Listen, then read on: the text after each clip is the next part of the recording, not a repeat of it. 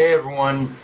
So, one thing that stuck out about this episode, and just revisiting the ending of Kuma's story to as a whole, is that is that this episode specifically being the end, definitely touched on how much Kuma was planning for a future, a future where a future that he would no longer be a part of.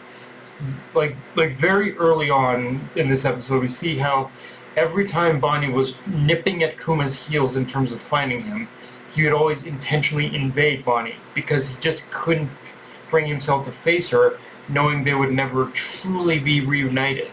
In fact, his one, when you look at Kuma's the back half of Kuma's life after meeting Vegapunk and slowly becoming the pretty much cyborg that he would, emotionless cyborg he is now.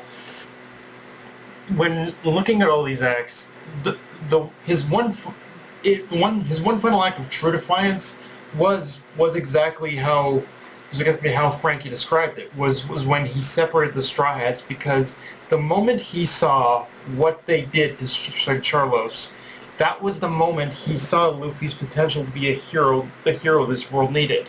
And the funny thing is, it's clear Kuma never really, I think, even expected Luffy to quite literally become the hero from legend known as Nika. Yet he still chose to put his faith in him nonetheless, because that's how much he believed that Luffy himself carried the embodied spirit of Nika, the very hero who many slaves, who is the idol and the savior to pretty much many slaves, to many people who are trapped within this world. And yeah, I wasn't, and I will be honest, going into this flashback for the anime, and especially the final moments for sure, truthfully I wasn't expecting Kuma's final moments to hit me as hard as it did when I saw this the first time in the manga, especially considering anime always tend to go when it comes to dealing with how anime portrays memories.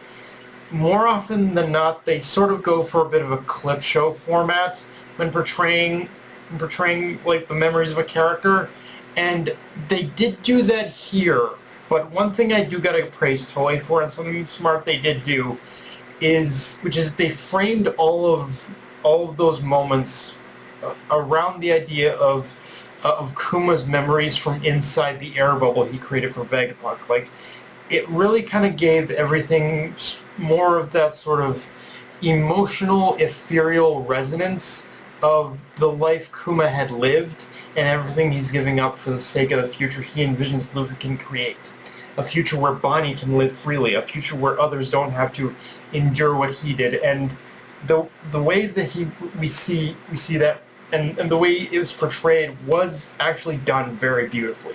And especially the way we see that running sequence transitioning into different moments of Kuma's life and the people he met along the way in the backdrop really just kind of captured, I think, the basic the tragedy, and hammering home all the more that when we reach the final moment of Vegapunk pulling the lever, the last moments of Kuma's like autonomy and freedom before it's all stripped away, it's kind of all the more tragic but beautiful, because it shows that for as much as he never really considered himself a hero, he was still a hero and left a mark on the lives of so many others. Like, for as much as he believed Luffy to be the hero this world needed, he was just as much a hero to so many others as well.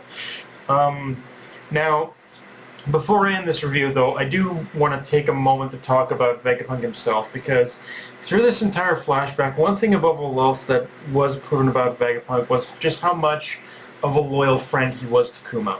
At every turn, Vegapunk tried to fight for Kuma, even when Saturn pushed him to doing things that were against what he believed in. And at every turn, for everything he was forced to do to Kuma for the government, you can see he regretted every single every single minute of it. Like, for as much as Vegapunk is responsible for a lot of the problems in the story, like the Feast program and whatnot, you can see there were good intentions behind a lot of what Vegapunk had done. But like all good things, they can be twisted and contorted to serve a self-interested goal. And I think that's one thing Vegapunk always fought against when it came to Kuma.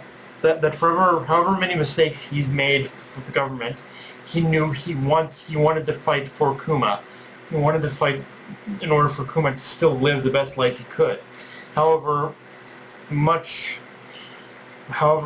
the thing is, because Vegapunk is a scientist, someone who believes in science and innovation, for however much he believes in that, even he drew a line in the sand somewhere when it came to Kuma. Always, again, trying to find some way to compromise, even when being forced to do things he didn't like. Like, not only because they were, in his terms, unethical, but also because he had so much respect for Kuma that he just didn't. He wanted him to live as full a life as he could. Because people like Kuma are, in his mind, are one in a million. They're the kind of people you truly respect for basically their convictions and their morals. And that's the reason Vegapunk fought as hard as he could. The only way he knew. Yet, in that same breath, Vegapunk fighting so hard also, I think, exposed Vegapunk's biggest weaknesses and his biggest mistake, which is that because Vegapunk had so much moral character when it came to his friendship with Kuma, it showed that unlike him, the government, and more specifically Saturn, had no moral line in the sand. They have no ethical boundaries. It's always just what served their interests, not helped, but just what serves their interests, not helped. Either that the government, again, had the ability to exert more influence over him as well. When I think about the circumstances of how Vegapunk joined the government, they really kind of, the moment he agreed to work for them, he was basically trapped in this cycle. Like, there's no getting out of it at that point. And like, when it comes to both Vegapunk and Kuma, they really are a tragic pair. Like, both pretty much fought tooth and nail for each other, and both kind of ended up being kind of sacrifices for their own cause, I guess, in a way you could say. But yeah, guys, that's pretty much all I got for this review. If you enjoyed the video, like, comment, subscribe from Blue Sky, Analyst Crunchyroll, be sure to spill the subscribe button, and just share the program, guys. Dark Knight of Night signing off. Later, everyone.